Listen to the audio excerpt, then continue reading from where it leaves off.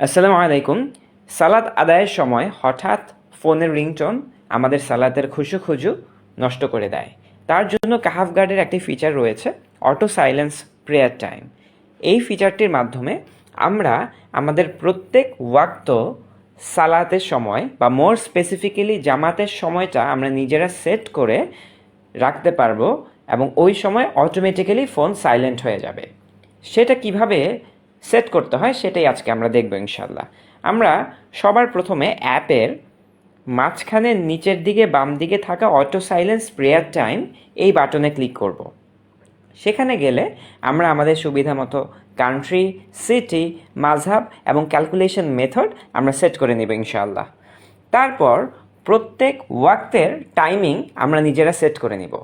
যেমন ফজরের ওয়াক্তের জন্য আমি প্রথমে ডান দিকে থাকা বাটনটি ক্লিক করব এবং তখন সবার আগেই আমার কাছে নোটিফিকেশন পারমিশন আসবে, আমি ইনশাল্লাহ সেটা অ্যালাউ করে দিব। এখন ধরে নিচ্ছি আমরা 4:47 থেকে 5:05 এই সময়টা আমি চাচ্ছি আমি সালাতের মধ্যে থাকব এবং আমার ফোনটা সাইলেন্ট থাকবে। এভাবে আমি টাইমটা সেট করে নিব। ঠিক একইভাবে আমি জোহরের টাইম সেট করে নিতে পারি, যে কোনো সময় থেকে শুরু করতে পারি এবং যে কোনো সময় শেষ করতে পারি। একইভাবে আমি আসরের সময়, একইভাবে মাগরিবের সময় এবং একইভাবে এশার সময়ও সেট করতে পারি।